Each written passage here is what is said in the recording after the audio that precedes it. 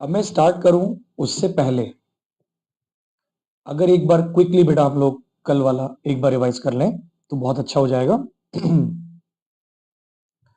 तो सबसे पहले बेटा कल हम लोगों ने देखा था कि ह्यूमन बॉन्ड्स का नेचर कैसा होता है। तो human bonds are unlimited. Okay, ये हम लोगों ने देखा था। Human bonds are unlimited and resources कैसे होते हैं बेटा? रिलेटिवली स्केर्स होते हैं ना। सिर्फ स्केर्स नहीं बोलेंगे आप लोग, रिलेटिवली स्केर्स बोलेंगे। और बेटा ये दोनों होते हैं, ह्यूमन बॉन्ड्स अनलिमिटेड है लेकिन इच्छाओं को पूरा करने के लिए रिसोर्सेस कंपैरेटिवली लिमिटेड है। दैट्स वाई हमको क्या करना पड़ता है? We need to allocate resources. आपको जो रिसोर्स है उनका बंटवारा करना होता है। ओके, और आपको चूज करना पड़ता है ना। और यहीं से इकोनॉमिक्स की एक बेसिक डेफिनेशन निकल के आती है। क्या? Economics is the study of processes by विच। बेटा इकोनॉमिक्स आपको क्या सिखाती है? ऐसा प्रोसेस जिसमें रिलेटिवली स्केर्स रिसोर्सेस को एलोकेट किया जाए, बंटवारा किया जाए, रिसोर्सेस का बंटवारा किया जाए। क्या पूरा करने के लिए? अपनी अनलिमिटेड वांट्स को पूरा करने के लिए यूज में लिया जाए, है ना। ये करना हमको इकोनॉमिक्स सिखाती है। ये हम लोगों ने पढ़ लिया था। ठीक है, इसके बाद हम लोगों ने बेटा ये पढ़ा। आफ्टर दैट हम लोग ये देख रहे थे कि यहां से हमें पता लगते हैं दो फंडामेंटल फैक्ट्स। ठीक है, the first fundamental fact is human beings have unlimited wants. हमारी इच्छाएं अनलिमिटेड है। एंड नंबर टू इज कि means to satisfy these wants, means मतलब बेटा रिसोर्सेस, जो रिसोर्सेज हैं इनको पूरा करने के लिए वो रिलेटिवली स्केर्स हैं। इसीलिए दो नतीजे निकल के आते हैं। नतीजा नंबर वन कि we can not have everything we want. हम वो सब कुछ नहीं पा सकते जो हम चाहते हैं, वो भी उन रिसोर्सेस के साथ जो हमारे पास है। आप सारी इच्छा अपनी पूरी नहीं कर सकते। We are for ever forced to make choices. बेटा हर लाइन से क्वेश्चन बन सकता है, याद रखना। We are for ever forced to make choices, therefore we choose to satisfy only some of our want. बेटा सारी तो पूरी नहीं कर सकते, आप चूज करते हो तो आप सिर्फ अपनी कुछ वांट्स को ही पूरा कर सकते हो, सारी नहीं कर सकते, कुछ ही कर सकते हो। ठीक है, और जब कुछ ही कर सकते हो तो आपकी बाकी की इच्छाएं क्या रह जाएंगी बेटा? अनसेटिस्फाइड रह जाएंगी। ठीक है, ये हम लोगों ने पढ़ लिया था। अगली बात, similar dilemma is faced by every individual. बेटा ये वो वाली बात आ गई, कौन सी? कि स्केर्सिटी इज यूनिवर्सल प्रॉब्लम। कि ये जो डिलेमा है, ये जो डिलेमा मतलब होता है बेटा उलझन, ये जो उलझन है इसको हर व्यक्ति फेस कर रहा है। Every individual, every society, every country in the world. और ये बना देता है स्केर्सिटी को यूनिवर्सल प्रॉब्लम। अगली बात, हम लोग ये जानते हैं कि जो वर्ड है इकोनॉमिक्स, ये एक ग्रीक वर्ड से डिराइव हुआ है जो है ओइकोनोमिया, और उसका मीनिंग होता है बेटा हाउस होल्ड मैनेजमेंट। ये हमने कल पढ़ लिया था। अगली बात, ये भी हम लोग जानते हैं कि 19th सेंचुरी तक इकोनॉमिक्स को पॉलिटिकल इकोनॉमी जाना जाता था। ठीक है, पेपर में क्वेश्चन आएगा कि इकोनॉमिक्स को अर्लियर स्टेजेस में किस नाम से जानते थे, तो आप बोलोगे पॉलिटिकल इकोनॉमी करके जानते थे। राजनीति से संबंधित इसको समझा जाता था। ठीक है, अगली बात, बेटा ये इकोनॉमिक्स का जन्म कहां हुआ?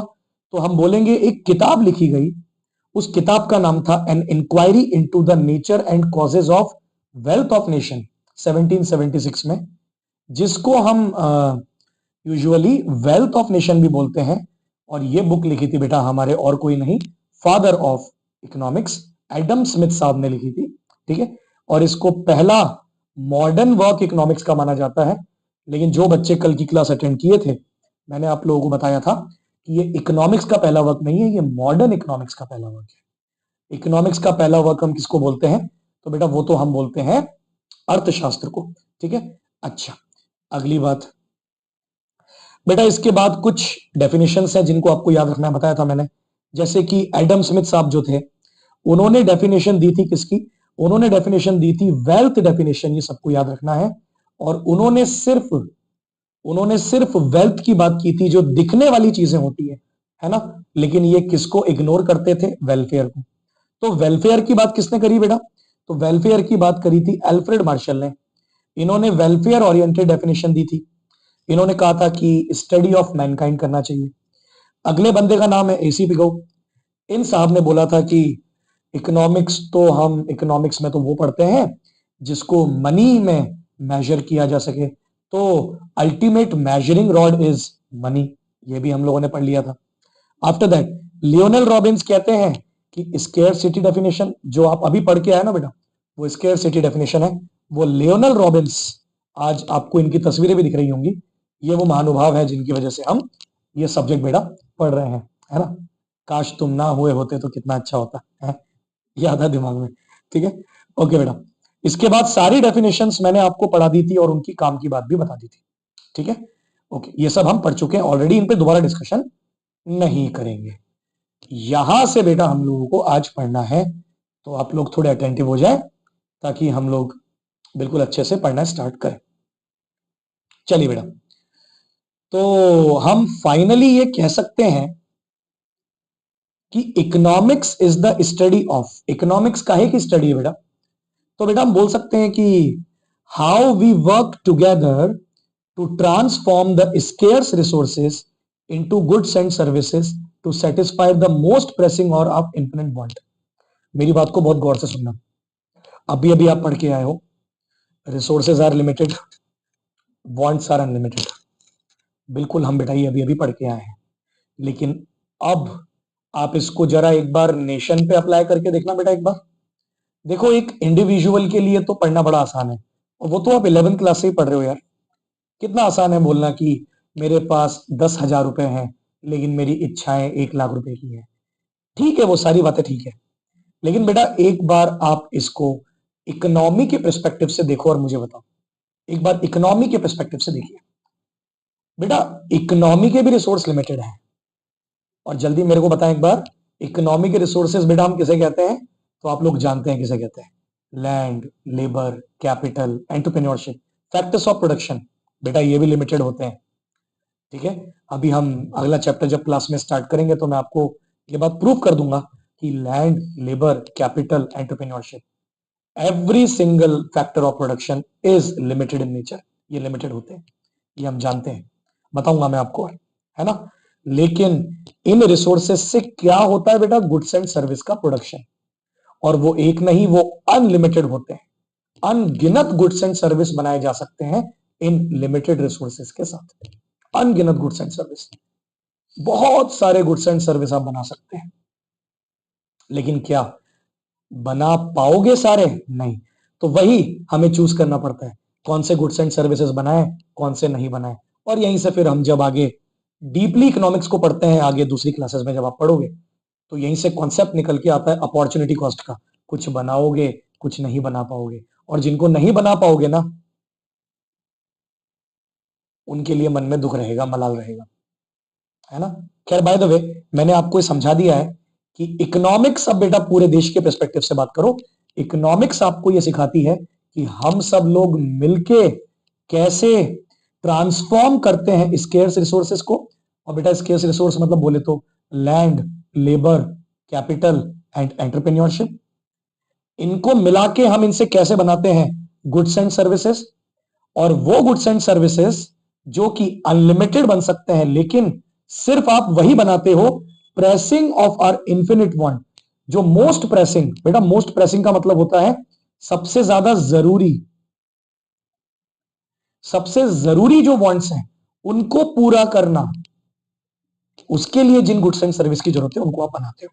आई थिंक आप लोगों को इकोनॉमिक्स का एक अलग पर्सपेक्टिव नजर आ रहा होगा जब हम देश के लिए बात करते हैं तब, है ना। और साथ में इकोनॉमिक्स आपको नंबर 2 ये भी बताती है कि how we distribute these goods and services among ourself, कि हम अपने गुड्स एंड सर्विस को जिनको बनाएंगे, सिर्फ ये समस्या नहीं है कि कौन से गुड्स एंड सर्विस बनाएंगे, सिर्फ ये समस्या नहीं है कि रिसोर्स लिमिटेड है, समस्या ये भी है कि गुड्स एंड सर्विस बनाओगे तो उसको डिस्ट्रीब्यूट कैसे करोगे, क्योंकि हमारे देश में कई तरह के लोग हैं जिनके लिए गुड्स एंड सर्विस बन सकता है। क्या आपका जो प्रोडक्ट है वो एक्सट्रीमली पुअर लोगों को टारगेट करता है, क्या आपका जो प्रोडक्ट है वो मिडिल क्लास को टारगेट करता है, क्या रिच को टारगेट करता है, क्या मिलेनियर्स को टारगेट करता है, क्या बिलियनियर्स को टारगेट करता है, मतलब आप प्रोडक्ट बना किसके लिए रहे हो। और आई थिंक आप लोगों को थोड़ा थोड़ा भी ये बात समझ में आ रही होगी कि यही बात आगे लीड करती है सेंट्रल प्रॉब्लम्स ऑफ इकोनॉमी, जो हम पढ़ेंगे इसके पार्ट नंबर यूनिट नंबर 2 में। जहां पे हम पढ़ते हैं what to produce, how to produce, for whom to produce. समस्या वही है, रिसोर्सेज लिमिटेड है। अरे भाई, फैक्टर्स लिमिटेड है, लेकिन उन फैक्टर्स से जो गुड्स एंड सर्विस बन सकते हैं, those are infinite of goods and service can be produced. सब कुछ बना सकते हो आप। तो समस्या आएगी, क्या बनाए, कैसे बनाए, किसके लिए बनाए, आगे आएगा, पढ़ेंगे। हाउएवर, बेटा ये तो आप जानते हो, 12th क्लास तक आप इतना तो पढ़ ही लेते हो, लेकिन दो इंपॉर्टेंट एस्पेक्ट छूट जाते हैं इस डेफिनेशन में, जो आप अब सीए फाउंडेशन में पढ़ते हो। जो डेफिनेशन 11th क्लास से हम लोग पढ़ रहे हैं, डेफिनेटली वो आप लोगों को आती है, बिल्कुल अच्छे से आती है, लेकिन दो पहलू, two of the most important concerns of modern economics are not covered in this definition. और बेटा वो कौन से एस्पेक्ट्स हैं जो कवर नहीं होते हैं, चलो वो बताते हैं। लेकिन उससे पहले हम आए हैं उसमें, बिल्कुल आ रहे हैं। उससे पहले एक बात, ये जो डेफिनेशन आप लोगों ने पढ़ी बेटा अभी अभी, कि इकोनॉमिक्स तो हमें ये पढ़ाती है कि हम सब मिलके लिमिटेड रिसोर्सेस को यूज करके कैसे अनलिमिटेड गुड्स एंड सर्विस बना सकते हैं, और साथ में इकोनॉमिक्स आपको सिखाती है कि इन अनलिमिटेड गुड्स एंड सर्विस को, अनलिमिटेड नहीं सॉरी, जिनको आप बना रहे हो लिमिटेड को, उनको डिस्ट्रीब्यूट किन लोगों के बीच में करते हैं। ये तो आप जानते हो। यहां तक जो इमेज आपके दिमाग में बनी, पता है बेटा वो क्या इमेज बनी? यहां तक पढ़ने के बाद आपके दिमाग में इमेज ये बनती है, और बाय द वे ये सब स्टडी मेट में लिखी हुई बातें जो मैं आपको बता रहा हूं, बस मैंने इसको पावर पॉइंट के फॉर्म में प्रेजेंट कर दिया है ना। तो बेटा ये जो बातें आपने अभी सुनी, इनसे हमारे दिमाग में इमेज बनेगी, डिस्पाइट बीइंग करेक्ट, जो आपने पढ़ा बिल्कुल सही है, डेफिनेशन इज इनकम्प्लीट, वो डेफिनेशन अधूरी है। क्यों? क्योंकि ये हमारे माइंड में एक पिक्चर बनाती है सोसाइटी की, ऐसी सोसाइटी की जहां पे आपके दिमाग में इमेज बनती है कि फिक्स रिसोर्सेज हैं, रिसोर्सेज आर फिक्स्ड, ये इमेज बनती है आपके दिमाग में। बेटा थोड़ा गौर से मेरी बात सुनना, रिसोर्सेज आर लिमिटेड, ये तो है, गलत नहीं है, बिल्कुल सही है। रिसोर्सेज आर लिमिटेड, लिमिटेड है, सीमित है, लेकिन क्या फिक्स है? क्या उनको आप कोशिश करने पर बढ़ा नहीं पाओगे क्या? सोचो यार, क्या रिसोर्सेज बढ़ाए नहीं जा सकते क्या? बढ़ाए जा सकते हैं, कैसे, वो भी लिखा हुआ आगे। लेकिन पहले ये बताओ कि रिसोर्सेज को लिमिटेड बोलना सही है, लेकिन क्या फिक्स बोलना सही है? नहीं नहीं नहीं नहीं नहीं नहीं। और दूसरी बात, आपके दिमाग में इमेज ये बनती है, deciding on what specific kind of goods and services it ought to produce with the given resources and how they ought to be distributed among the members of society। ये तो वो प्रॉब्लम है जो निकल के आती है, हाँ, लेकिन ये इमेज हमारे दिमाग में बनती है यार, जो कि गलत इमेज है, सही नहीं है। सर फिर क्या रिसोर्सेस को बढ़ाया जा सकता है? हाँ भाई, डेफिनेटली बढ़ाया जा सकता है। कैसे बढ़ाया जा सकता है? चलो पढ़ते हैं कैसे बढ़ाया जा सकता है। दीज आर द प्रोसेसेस, बेटा अब आपको पढ़ा रहे हैं, और जहां पे पॉइंट्स आते हैं याद रखिएगा, वही which of the following is not, question बनेगा, सब लोग नहीं कर पाएंगे भाई, याद रखना। जो रट के जाएगा ना, ध्यान से पढ़ेगा, वो कर पाएगा, है ना। ध्यान से पढ़िए बेटा, these are the processes by which the productive capacity of resources can be increased. हमारे रिसोर्सेस की प्रोडक्टिव कैपेसिटी, या मैं कुछ हद तक बोल सकता हूं रिसोर्स भी बढ़ाए जा सकते हैं, या तो रिसोर्सेस की क्षमता को बढ़ाया जा सकता है, या रिसोर्स को बढ़ाया जा सकता है। बेटा बोलो, आई थिंक बात समझ में आपको आ रही होगी। रिसोर्सेस लिमिटेड होते हैं भाई मेरे, फिक्स नहीं होते हैं। रिसोर्सेस को बढ़ाया जा सकता है, या उनकी क्षमता को भी बढ़ाया जा सकता है। कैसे? 5 तरीके बताए गए हैं आईसीआई के द्वारा। Number 1, population and labour force. अरे भाई, land, labour, capital, entrepreneurship, labour आता है ना इसमें, आता है ना बेटा। बेटा हम 2 हमारे 8, क्या हमें कभी चैन पड़ेगा? नहीं। क्या हम कभी रुकेंगे? नहीं।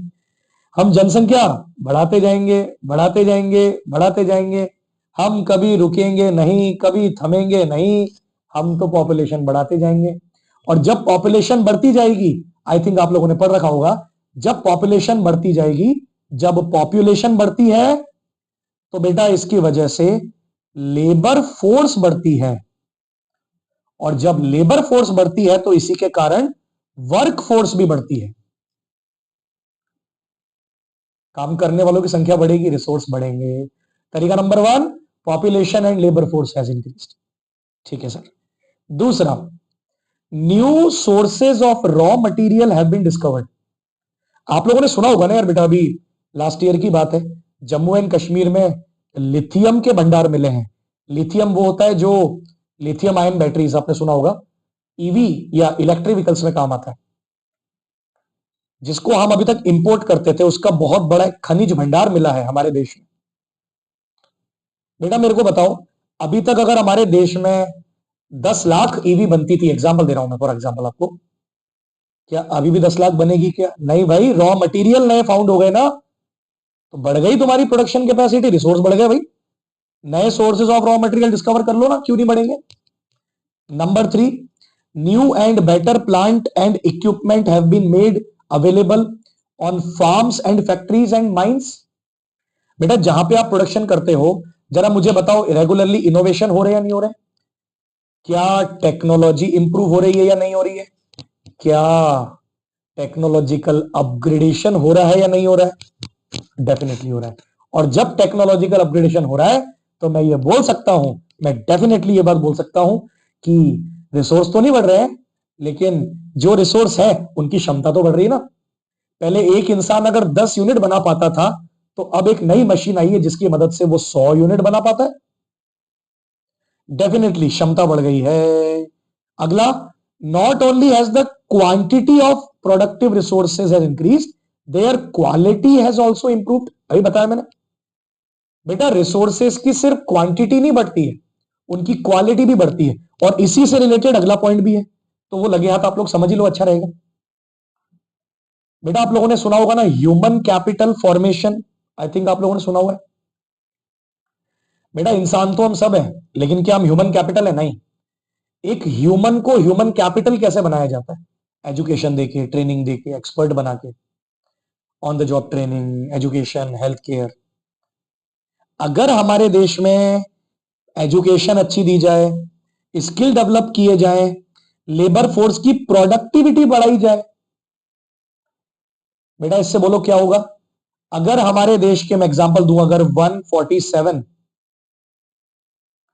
करोड़ हम लोग हैं, इमेजिन इसमें से सिर्फ 100 करोड़ लोग लेबर फोर्स में आते हैं जो काम कर सकते हैं।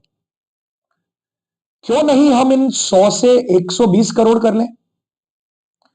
बेटा आपके देश में जो नल्ले लोग हैं या जो अनस्किल्ड लोग हैं, है ना, थोड़ा जेन्युइन वर्ड है मेरा, नल्ले बोलता हूं बार बार मैं, है ना, जो नल्ले लोग हैं, अनस्किल्ड लोग हैं, उनको सिखाओ ना काम करना, दिक्कत क्या है? अरे एजुकेशन दो, ट्रेनिंग दो। सर आ गई बात समझ में। इसका मतलब ये हुआ, ये 5 तरीके हैं जिनसे रिसोर्सेस या उनकी क्षमता को बढ़ाया जा सकता है। और बताओ बेटा 5 तरीके कौन से हैं? Number 1, population and labour force have increased. Number 1, जनसंख्या बढ़ा लो, लेबर फोर्स बढ़ जाएगी उससे। नंबर 2, नए रिसोर्सेस फाइंड कर लो, डिस्कवरी कर लो नए रिसोर्स की, उससे भी बढ़ जाएगा। Number 3, new and better plant and machinery equipment, आप लोग चाहे तो इसको बोल सकते हैं टेक्नोलॉजिकल अपग्रेडेशन। ठीक है, इस पॉइंट को ऐसे भी याद कर सकते हो। चौथा और पांचवा पॉइंट एक ही बात बोलते हैं कि रिसोर्सेज की क्वालिटी भी तो बढ़ाओ भाई, क्वांटिटी नहीं, क्वालिटी भी बढ़ाओ। अगर क्वालिटी बढ़ेगी तो डेफिनेटली ऑटोमेटिकली प्रोडक्शन बढ़ जाएगा।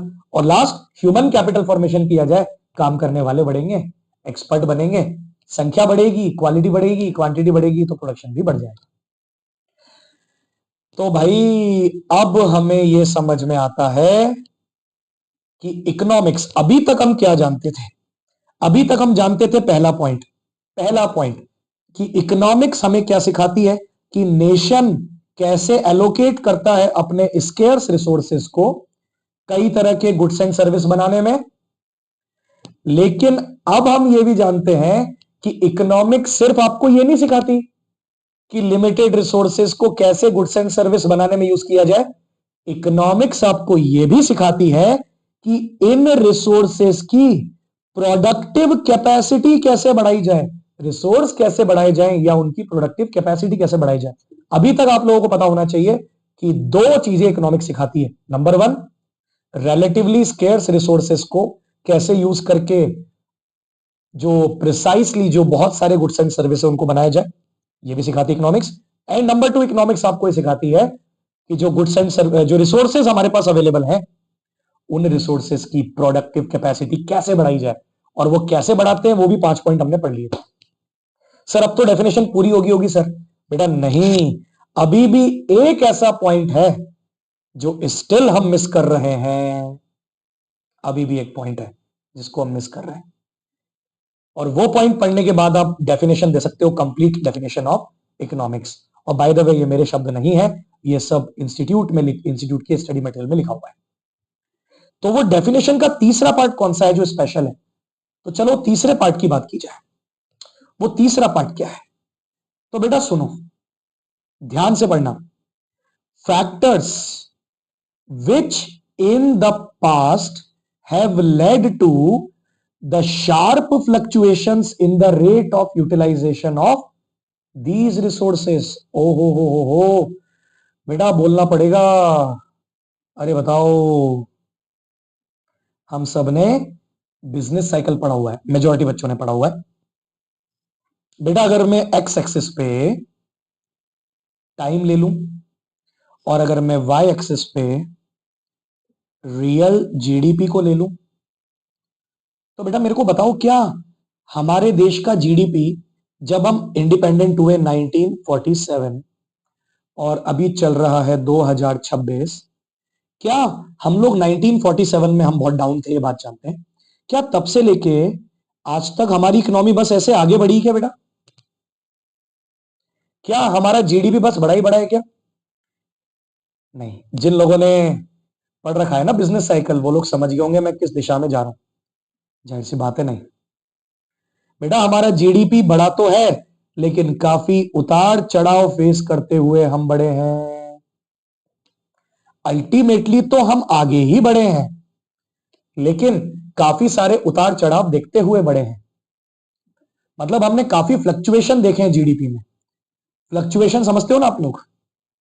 कभी हमारे देश में जीडीपी कम, कभी तेजी का दौर, कभी मंदी का दौर, कभी एक्सपेंशन, कभी कॉन्ट्रैक्शन, पढ़ा हुआ हम लोगों ने।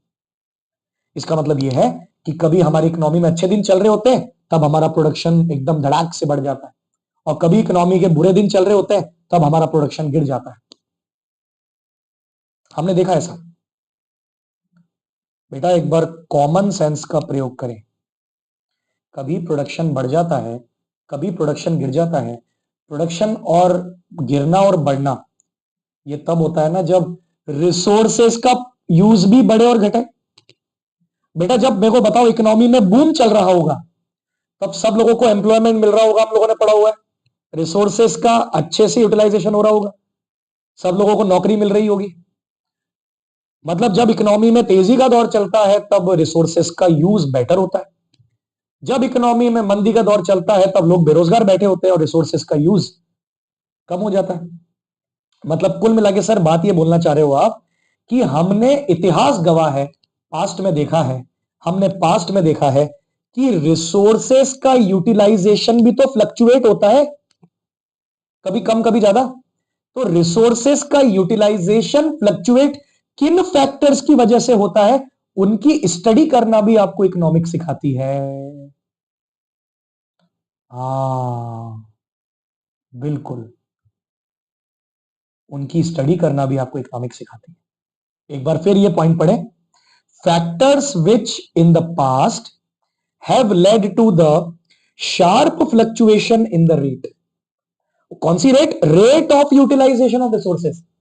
बेटा वो फैक्टर जो पास्ट में जिन्होंने बहुत ज्यादा उतार चढ़ाव करवाए थे, किसमें?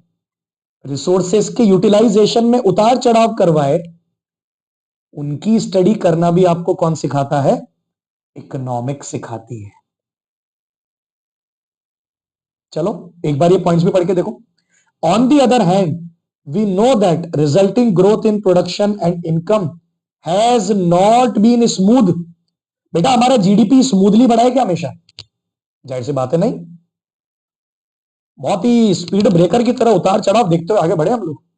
देयर हैव बीन पीरियड्स, ऐसा समय रहा है जहां पे output not only failed to grow, सिर्फ प्रोडक्शन गिरा नहीं बल्कि मैं बोलूंगा धड़ाम से गिरा है। और बेटा मेरे को बताओगे, जब प्रोडक्शन गिरता है या प्रोडक्शन बढ़ता है? डिमांड गिरती है, डिमांड बढ़ती है। During such periods factories, workers, other productive resources, land, labour, capital, entrepreneurship, सभी का यूज भी फ्लक्चुएट होता है, कभी बढ़ जाते हैं कभी गिर जाते हैं। सर समझ गए सर, सर समझ गए सर। सर अब हम दे पाएंगे sir proper full definition of economics, अब हम दे पाएंगे सर। क्या है इकोनॉमिक्स की फुल डेफिनेशन? तो बेटा इकोनॉमिक्स की फुल डेफिनेशन है, नंबर 1 जो हम पढ़ चुके हैं, जो हम बचपन से जानते हैं, crucial concern of how nation allocates scarce productive resources to various uses, हम ये जानते हैं।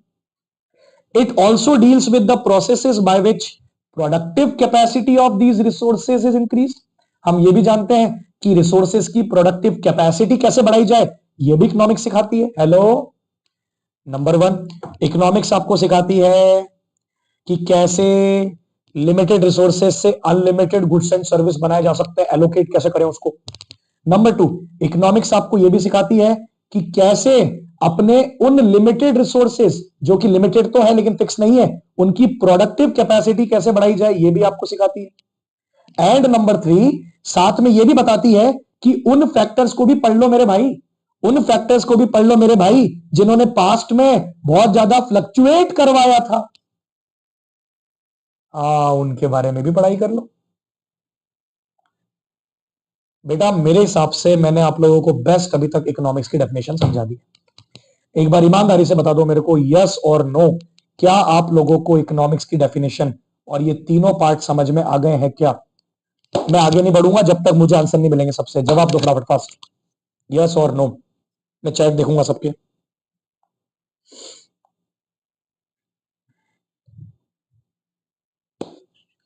थोड़ा एक्टिव हो जाओ, जल्दी बताओ ताकि मैं आगे बढ़ जाऊं फटाफट।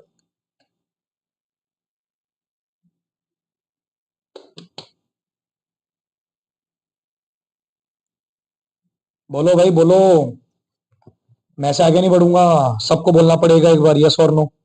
बात समझ में आ गई क्या?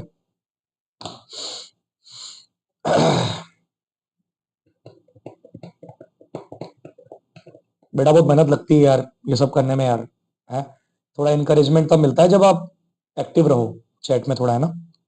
बाद में वीडियो देख लेंगे सब, मुझे पता है, लेकिन क्या है जब जो लाइव आके मेहनत करके मेरे साथ एकदम बैठा हुआ है ना, एकदम लाइव क्लास वाली फीलिंग ले रहा है, ऐसे बच्चों से मैं ज्यादा कनेक्ट कर पाता हूँ और जो इंटरेक्शन कर रहे हैं। चलो खैर ठीक है, आगे बढ़ता हूं मैं। ये हम लोगों ने पढ़ लिया है। अच्छा, अगली बात पे आते हैं। बेटा अगला जो पैराग्राफ दिया हुआ है स्टडी मैट में,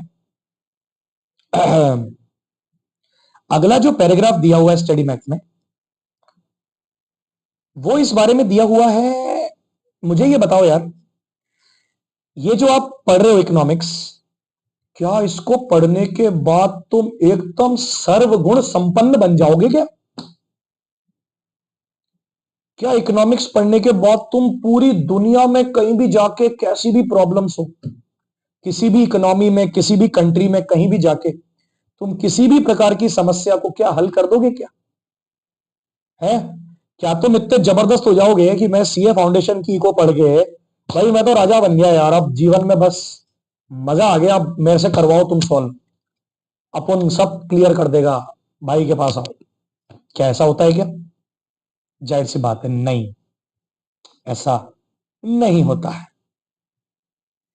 फिर सर इकोनॉमिक्स हमें सर्वगुण संपन्न तो नहीं बनाती, हमारे अंदर क्या डेवलप कर देती है?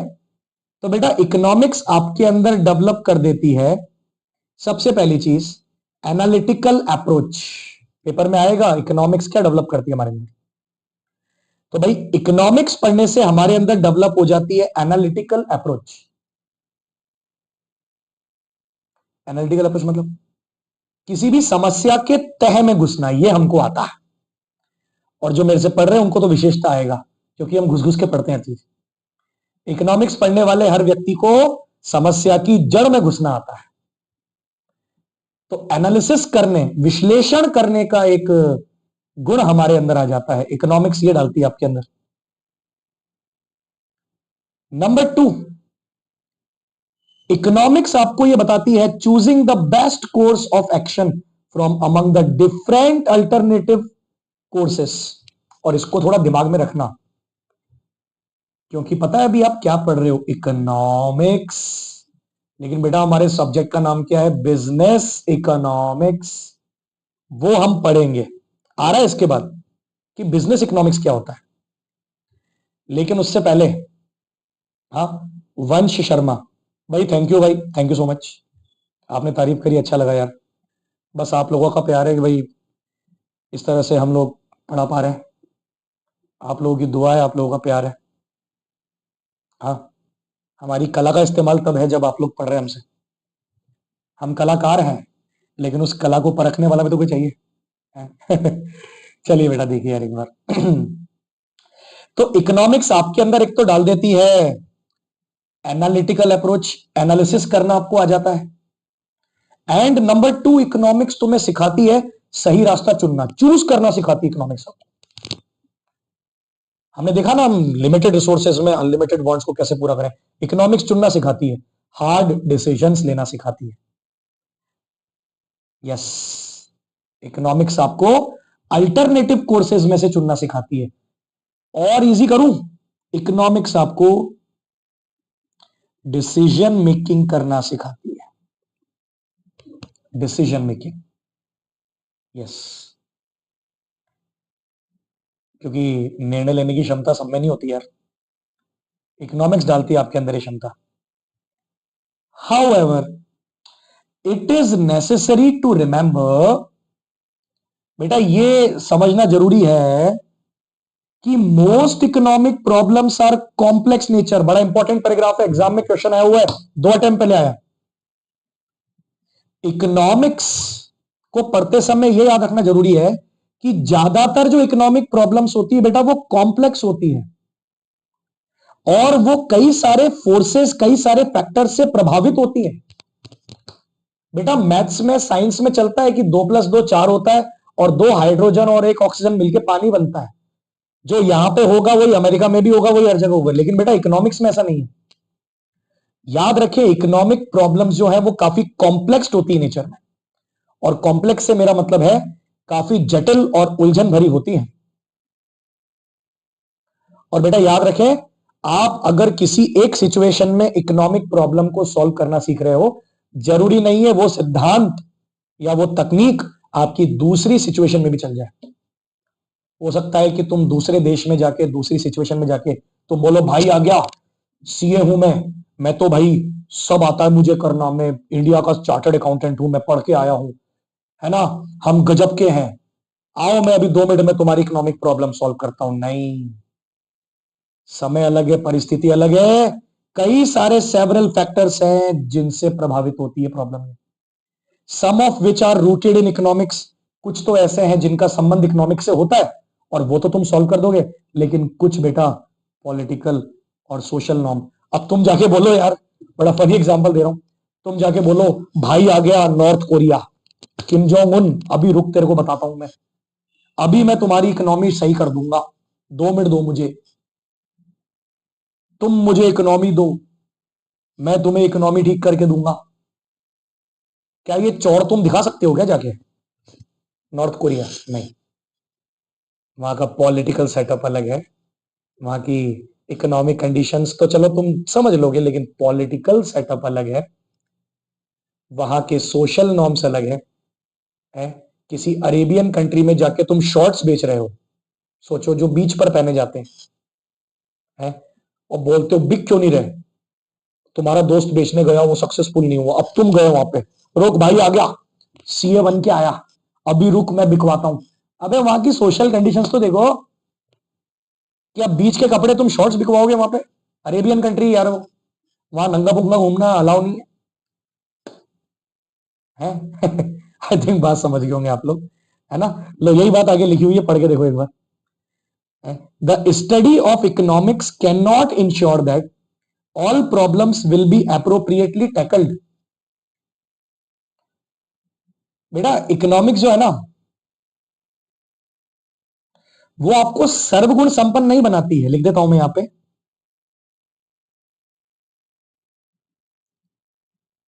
सर्वगुण संपन्न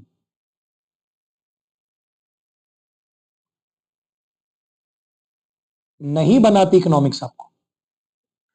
आपको सब कुछ नहीं आता है, आप सब कुछ नहीं जानते हो भाई, अपने आप को बाप मत समझो यार। हाँ, विदाउट डाउट। हाँ, आप एग्जामिन कर पाओगे, क्योंकि अपने अंदर आपने क्या डेवलप किया, एनालिटिकल अप्रोच। प्लस तुम्हें चुनना आता है, हार्ड डिसीजंस लेने आते हैं। आप घुस तो पाओगे समस्या में, राइट पर्सपेक्टिव दे पाओगे। It would help in discovering suitable deal with the same. आप सही रास्ता चुन पाओगे, लेकिन क्या सॉल्व कर पाओगे, इस बात की गारंटी है नहीं। बेटा बोलो यार, ये बात समझ में आई क्या जो लिखी हुई है? फटाफट जल्दी, यस और नो। यार तुम लोग एक्टिव नहीं रहते चैट में यार, ऐसे मजा नहीं आता है। थोड़ा एक्टिव रहा करो यार।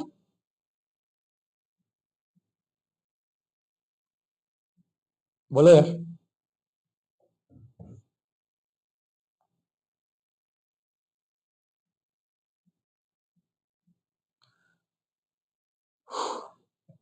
बेचारा गगन ही जवाब दिए जा रहा है, बाकी जो लोग बैठे हैं वो जवाब ही नहीं दे रहे। कर लूंगा खबर मैं बाकी अच्छे से। थोड़ा एक्टिव रहा करो बेटा क्लास में। यार मुझे वरना मोटिवेशन नहीं आएगा ऐसे, है ना, और फिर मैं आगे नहीं लूंगा क्लासेस आप लोगों की, है ना। चलो चलो ठीक है, ये बात हो गई हमारी डन। चलो, तो बेटा मैंने आज का कोटा अपना कर दिया है पूरा, क्योंकि मुझे याद है आप लोगों को नोट्स नहीं मिले आज। तो आज हम लोगों ने इकोनॉमिक्स की डेफिनेशन कंप्लीट कर ली है पूरी तरह से, जो एक्स्ट्रा पहलू है वो भी पढ़ लिए हैं, और हम लोगों ने ये लास्ट वाली बात भी पढ़ ली है। बेटा अब इसके बाद आपके बिजनेस इकोनॉमिक्स का मीनिंग आता है, डिसीजन मेकिंग वगैरह ये टॉपिक्स आते हैं। ये मैं सोच रहा हूं कि मैं कल पढ़ाऊंगा आप लोगों को, है ना। तो आज भी यार हम लोग इतना ही रखेंगे, है ना। हाँ अर्शिल, हाँ। हाँ, अब जगह तो बोला भाई तू। ठीक है। अक्षत, राधे राधे बेटा। राधे राधे। यार पुराने बच्चे आते हैं, बड़ा अच्छा लगता है यार। बाय द वे, अक्षत मेरा एक छात्र रहा है जो बहुत अच्छे मार्क्स से पास हुआ है, सीए फाउंडेशन, है ना। चलो यार, बहुत अच्छी बात है।